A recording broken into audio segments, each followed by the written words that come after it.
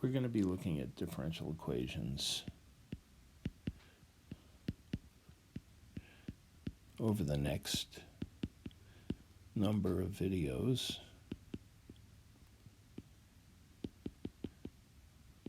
I don't know how deep into the subject I'm going to go, but we're going to at least explore what differential equations are about. We've already done them in a very simple way. For example, y prime equals cosine of x, and the solution to that is y equals sine of x. So we've already done simple differential equations, but that's not the type that we're going to be interested in. There are diverse topics in this broad category of mathematics. We have ordinary diffs. We have partial differential equations, and this is multivariate.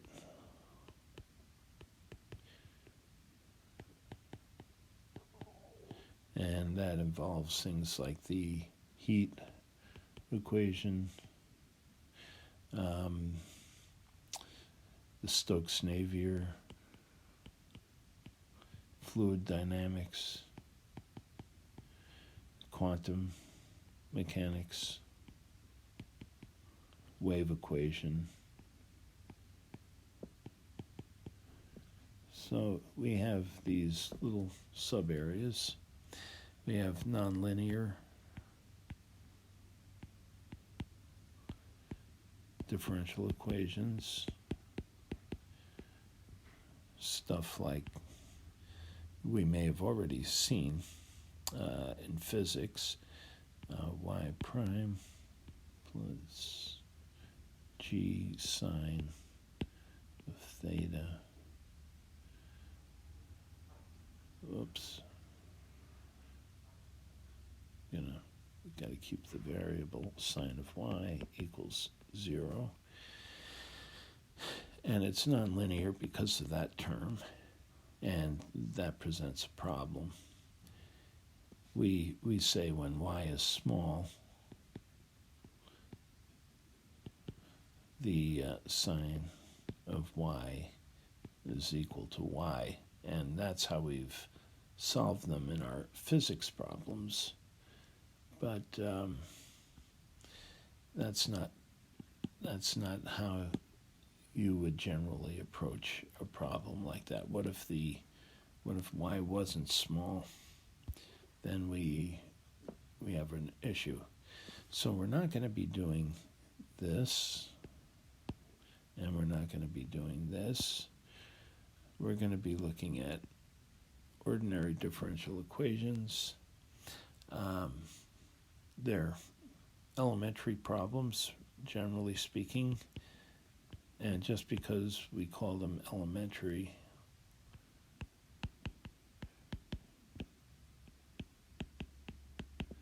doesn't mean that they're simple necessarily. We can get into some pretty complicated situations, but we'll be looking at various differential equations, something like this. And this one's a first order equation because it's a first derivative.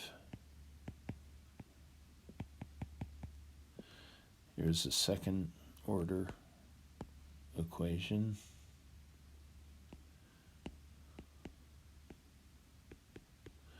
That's a second order because of the second derivative. And whatever the rank of the derivative is, is the order of the equation. So something like this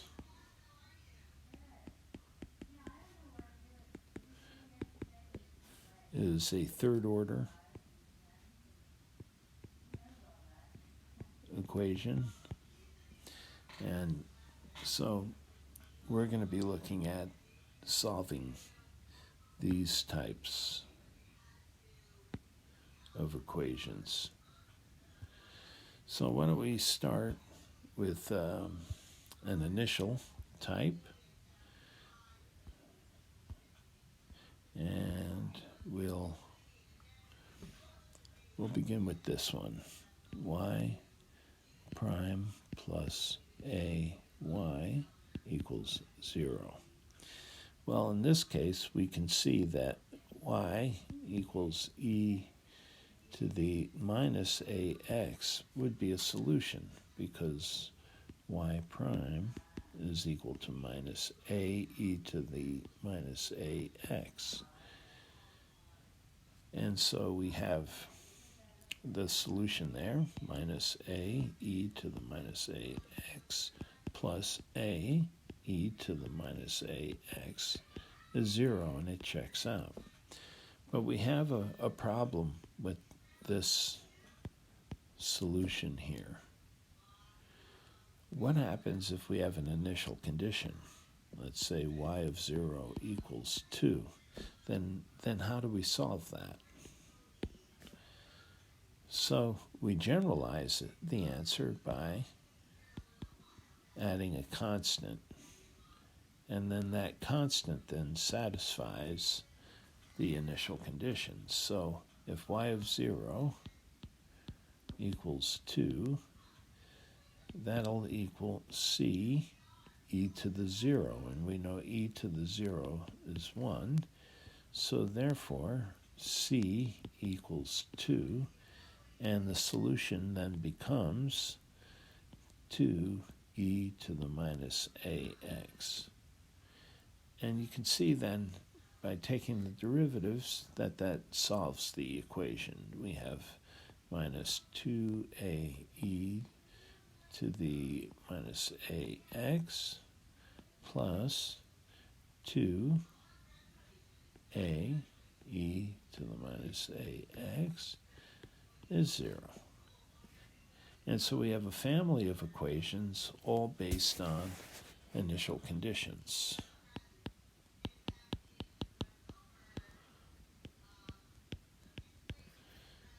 And so our solution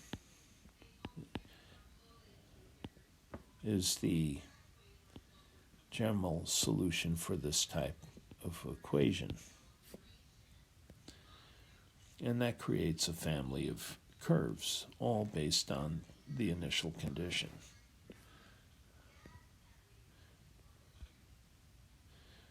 The next one is going to be a little bit more complex, but it's pretty cool when you see how we go about solving it.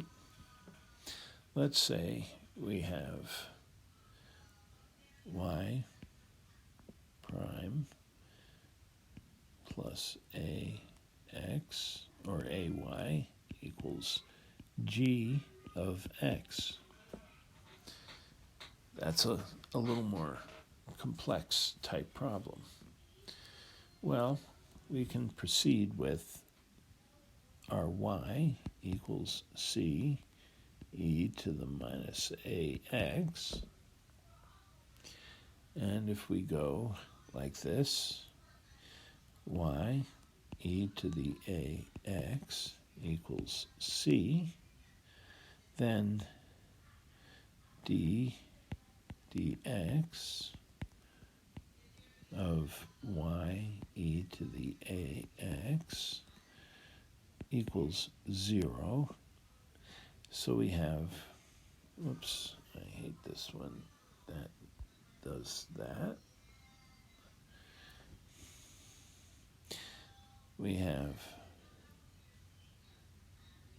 y prime e to the ax plus a y e to the ax equals 0.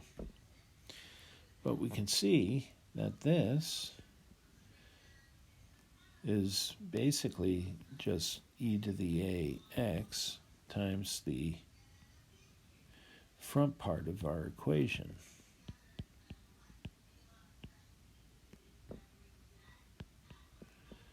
So this is the same as multiplying through the equation y prime e to the ax plus a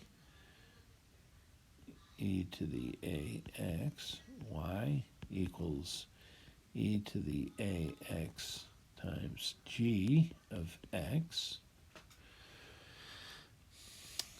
And now we just say this is dx of e to the ax y equals e to the ax g of x. Well, what we end up with, if we go through the math, we have d eax of y equals e to the ax g of x dx. And if we integrate, we have e to the ax y equals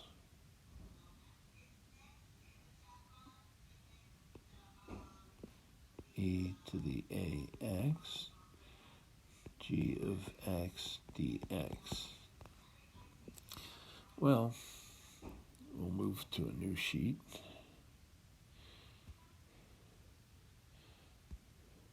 Give us a little bit more space.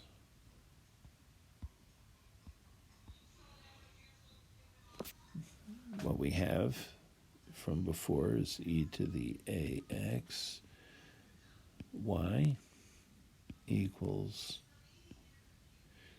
what we're going to do here is put this dummy variable there, e to the at g of t dt plus c, because it's an indefinite integral. And now we have a solution, y equals 1 on e to the ax, e to the at g of t dt plus c on e to the ax. And now that's our solution. So we've got a general solution to the problem, y plus y prime plus a y equals g of x. And y in that case would be y of x equals 1 over e to the ax x e to the at g of t dt plus c of e to the ax. And this is,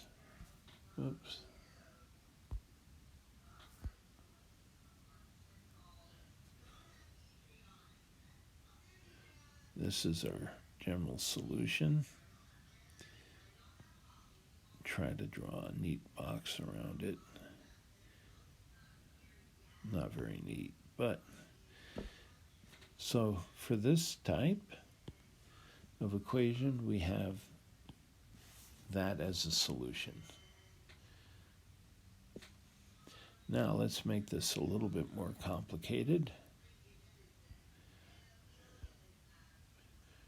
And turn the coefficient of y, let's take a look, y plus p of x, y equals g of x. So far we've been looking at the coefficient of y as being a constant, but now we've got a function itself. So what we do in that situation is we do something very similar to what we were doing before. Now if I can find my sheet.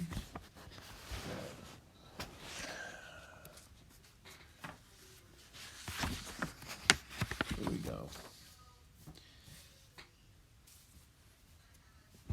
What we have is a situation where instead of multiplying the function by e to the ax, we have something a little more complicated. Mu of x times y prime plus, sorry, getting a little klutzy, p of x, y, and this is equal to mu of x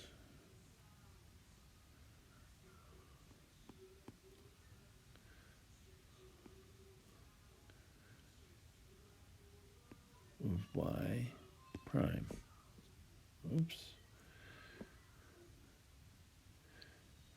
So we expand that out. We have u prime of x, y, plus y prime mu of x. And that we set to being equal mu prime of x, y plus y prime times mu of x is equal to y prime plus p of x, y times mu of x. So in our case, we see if we rearrange the equations, we have mu of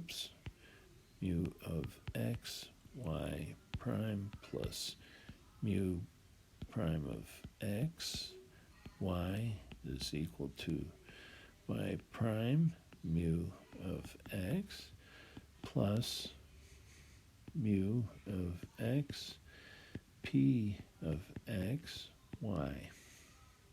Therefore, we have mu prime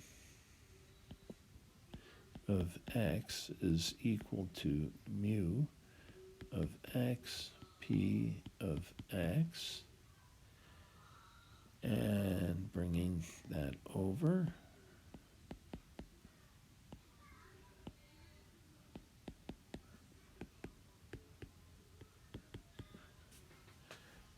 and so now we can solve for mu of x. So mu prime over mu equals p, and we have ln u equals p of x dx. And now we just raise that by the exponential. So e of ln mu of x is equal to we'll write it this way, P of S ds, and that is mu of x is equal to e raised to the x P of S ds. And now we have a form for mu of x. So, if we remember that, that's going to be important for us.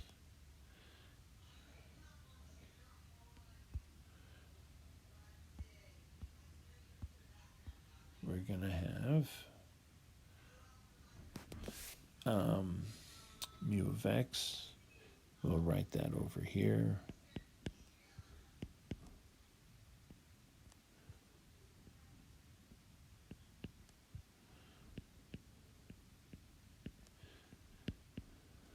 Okay. Now we have our equation, y prime plus p of x, y equals g of x.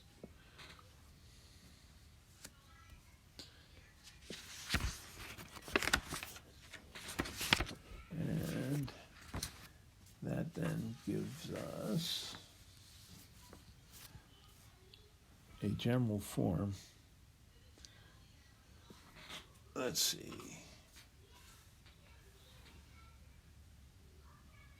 Let's take a look. Now, what we realize is that we have mu of x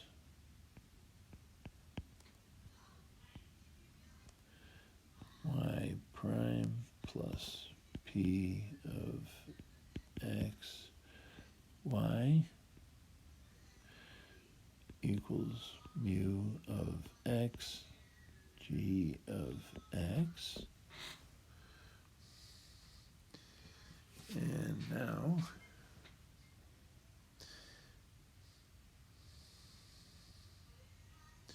we have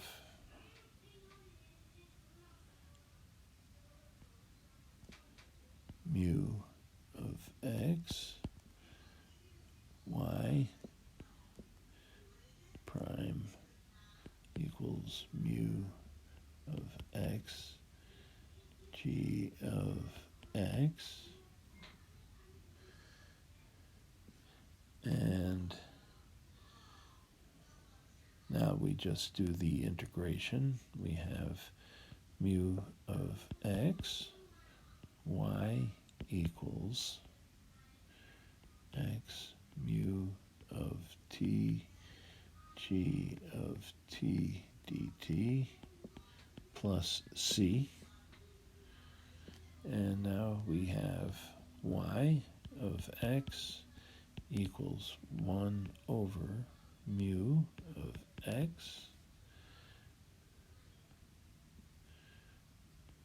x mu of t, g of t dt plus c over mu of x.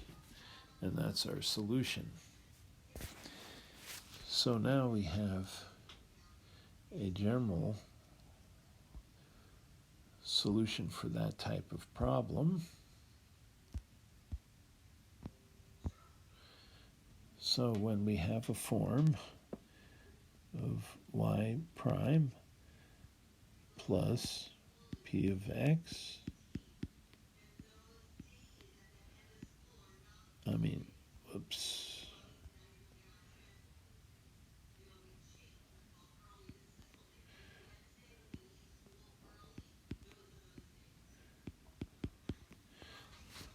when we have that form, which is a first order linear diffy q, the solution is y of x equals 1 over mu of x, And this is a general theorem of x mu of t g of t dt plus c on mu of x, where p of x and g of x are continuous,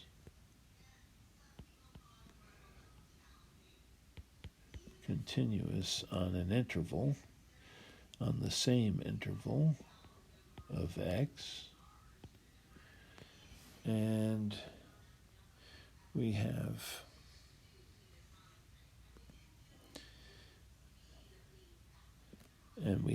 mu of x equal to e to the p of s ds. So that's it. Now let's take a look at a problem that we can solve. A very real differential equation of this sort. Okay. Here's one that is a good one.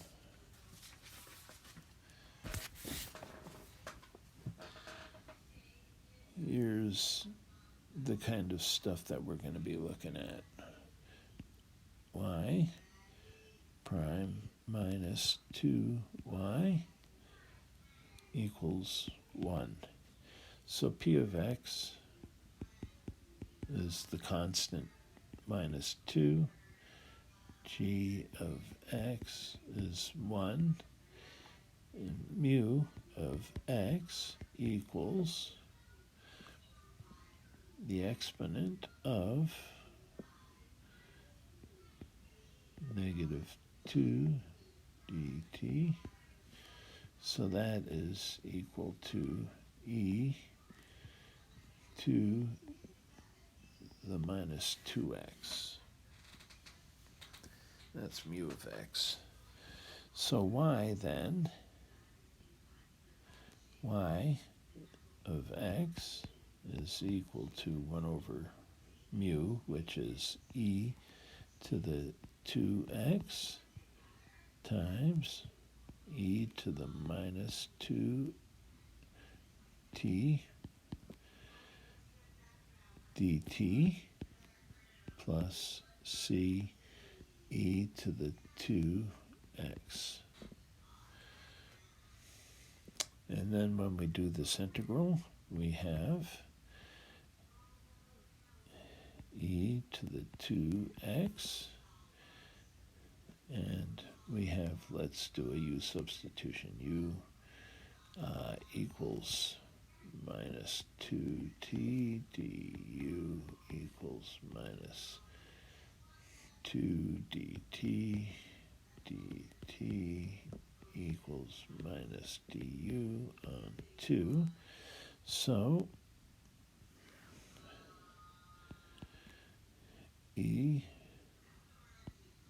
to the u times minus du on 2 plus c e to the 2x, and this is minus 1/2 e to the 2x times e to the minus 2x plus,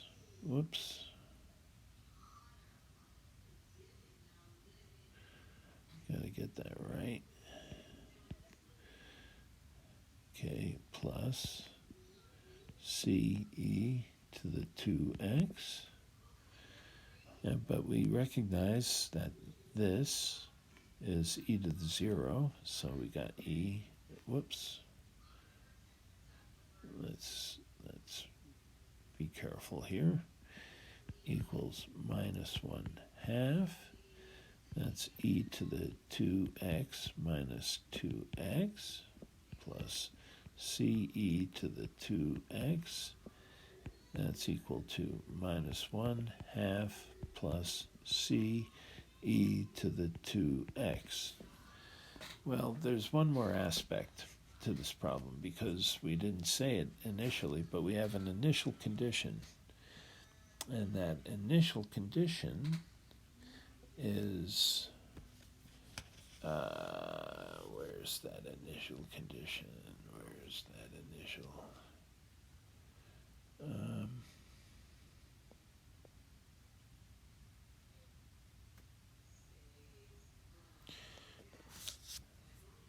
Y of 0 equals 1.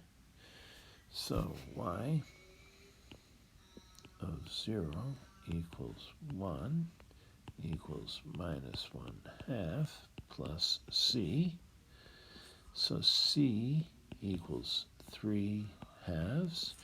And then the solution is y of x equals minus 1/2 plus 3/2 to the 2x. And that's our solution to the problem. With this initial condition and this equation. We'll do one more, which is going to be an interesting one. And we'll do some more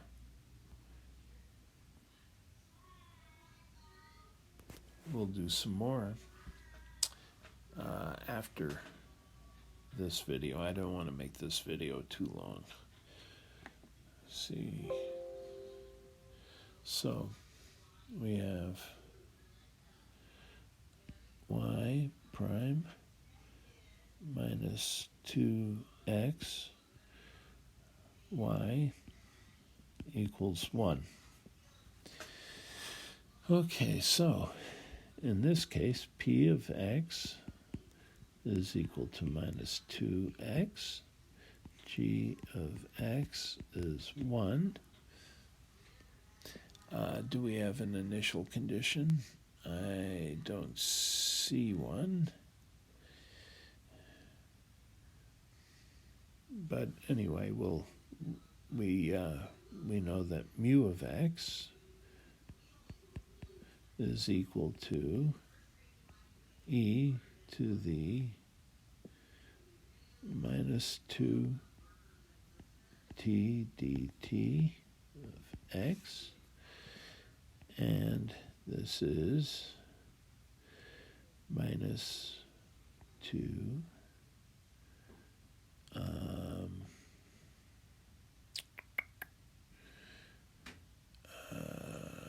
let's see, minus 2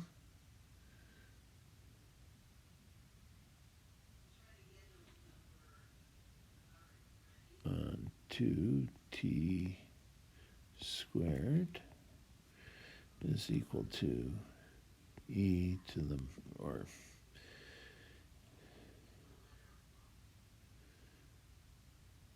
yeah, let's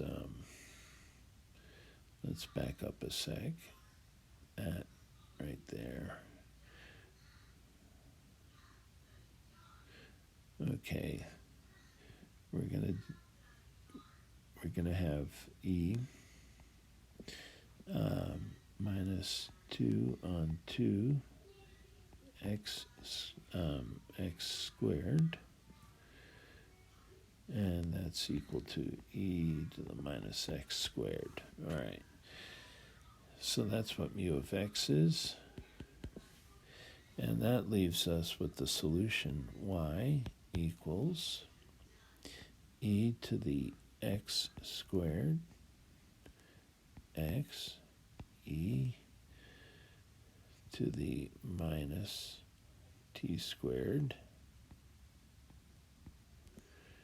times dt plus c e to the x squared. Now this is this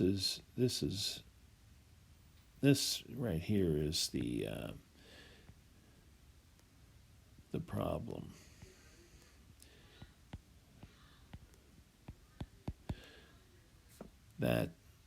That integral is a difficult one from A to B. It's impossible. They do it, generally speaking, there's a solution from minus infinity to infinity for this. And they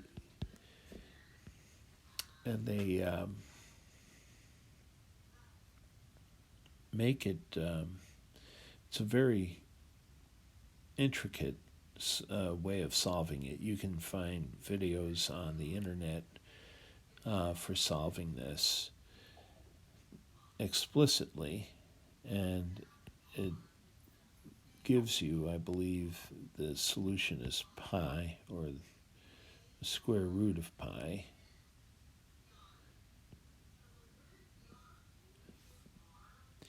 And so that's the solution for that.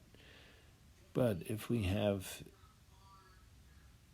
a bounded problem where we have limits a to b, then this is a non-different. We can't find no solution for this type of integral. So that can be problematic. Now, what I've done, and this can be done, and there are other ways of getting around this, is finding an infinite series for e to the minus x squared, a Taylor series, a0 plus a1x plus a2x squared plus a3x cubed plus a4x to the fourth plus, and it goes on. And you can find that gives you e to the minus x squared is equal to this discrete sum of n equals 0 to infinity of minus 1 to the n times x to the 2n over n factorial. And that's one way of getting around this. So if you find the Taylor series for that,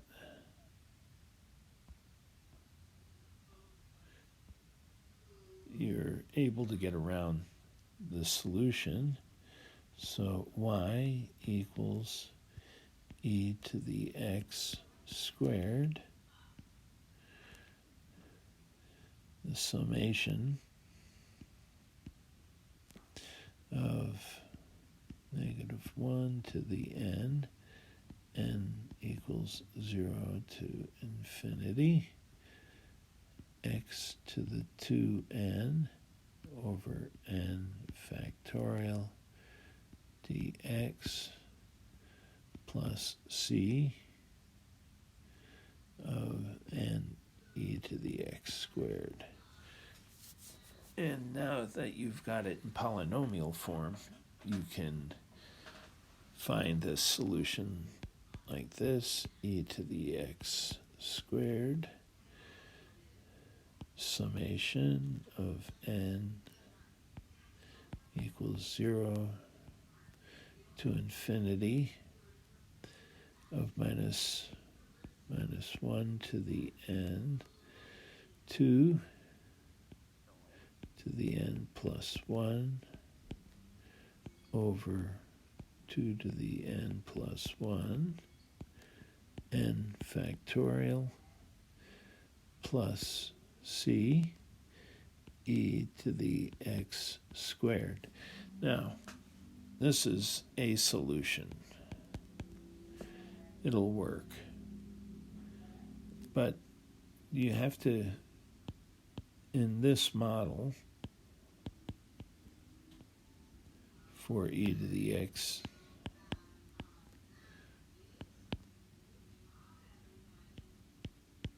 when you use this model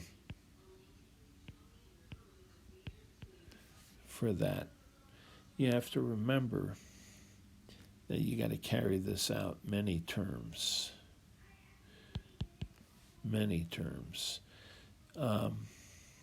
in order to get an accurate representation.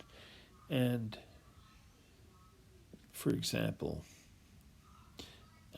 when I carry this out in Excel,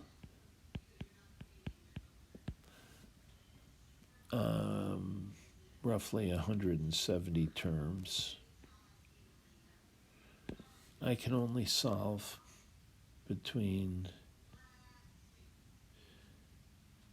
this gives you a Bell representation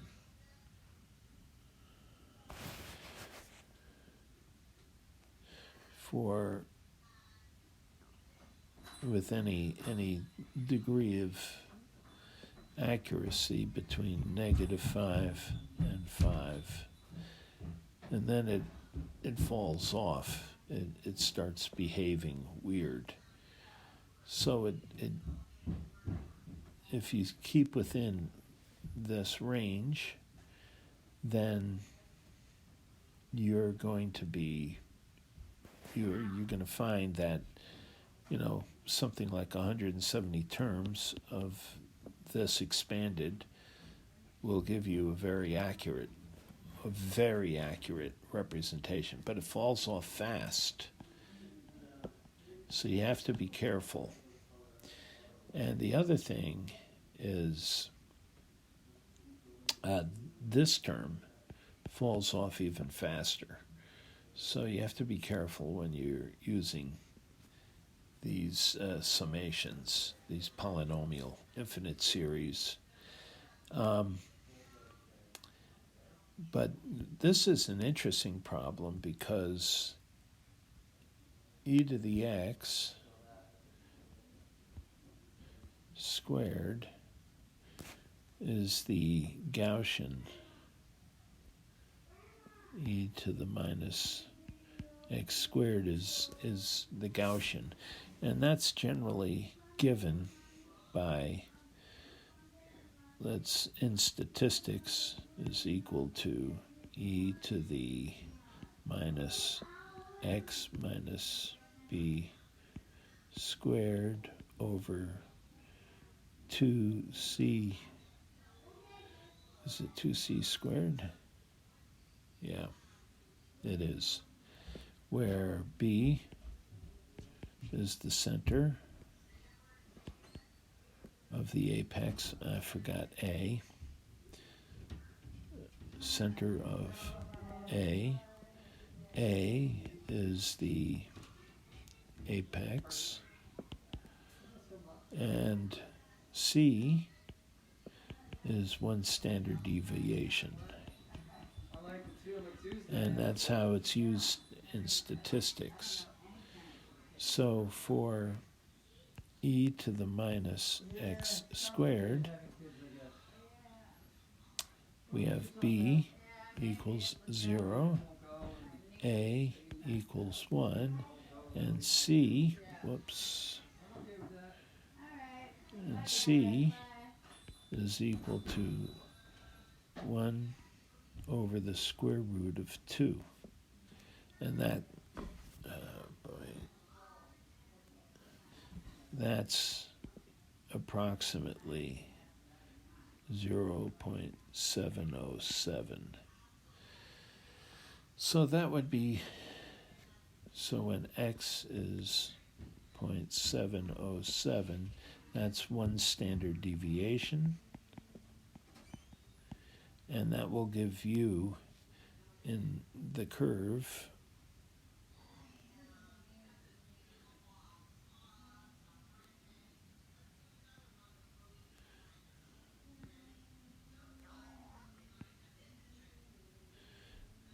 what that gives you in the curve is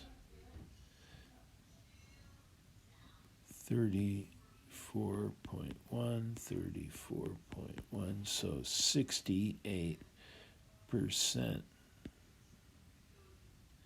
I think it's 68.2%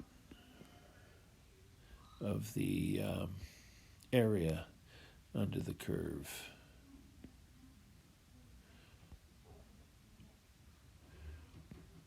Two standard deviations, and that's at x.707 minus 0.707.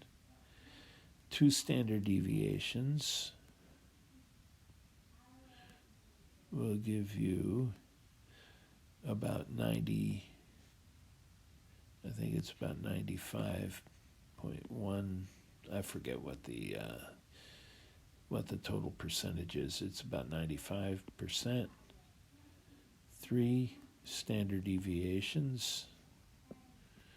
So this is one standard deviation. This is two standard. And 99 point something percent, 0.5 I think, is three standard deviations. And three standard deviations is 0.707 times 3 is 21, 2.1. So when x is equal to 2.12, or approximately, that's three standard deviations. And that's well within, remember I said, our range of accuracy for the curve of -5 and +5 for 170 terms. So we can see that for that function, that bell curve, under these conditions,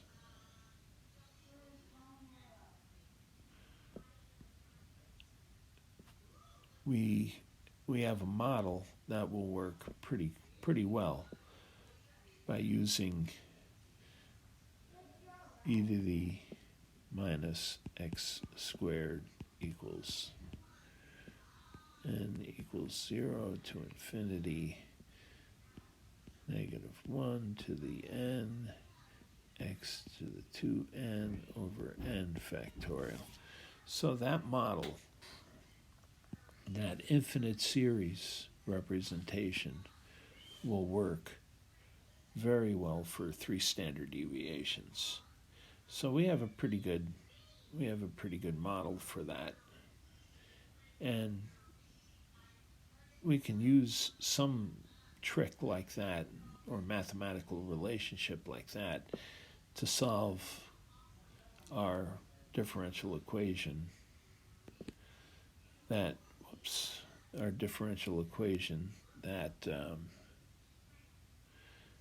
yields the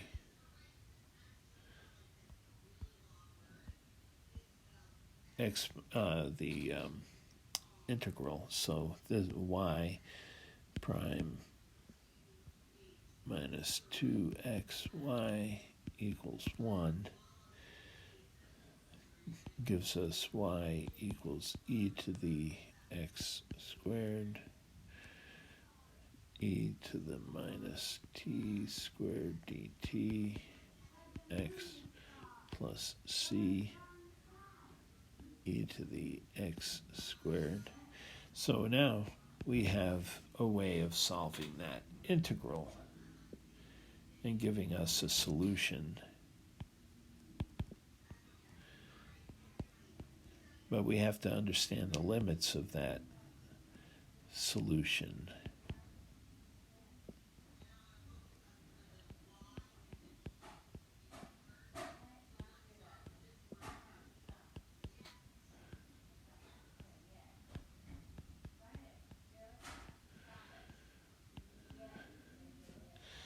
that's that. So we could use that as a solution. And you can test that out for yourself in Excel to see how well the model works. I suggest first modeling e to the negative x squared using this form first before using the other. But the other will give you the see, when you talk about that integral, basically when you're talking about the integral, and let's say over discrete limits, let's say this is a to b, so we have a to b, we're talking about the area under that curve, which is the probability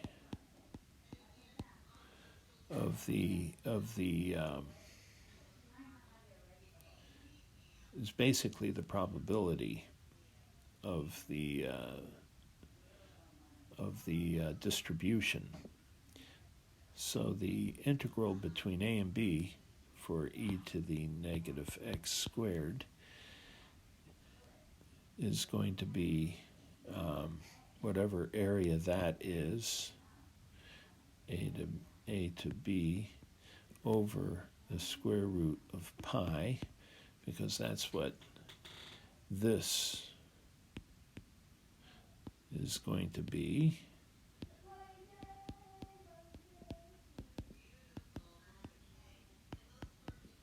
So now we have a way of calculating, using this, a way of calculating probability, solving this particular integration. So I hope this has been beneficial.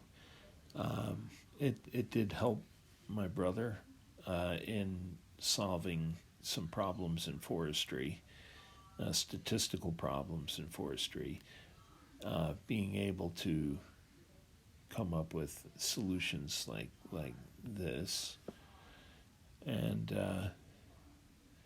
it works. Try it for yourself. So anyway, until the next session, we're going to take a look at solving more differential equations, a whole bunch of them. So anyway, I hope you found this interesting, and we'll chat later.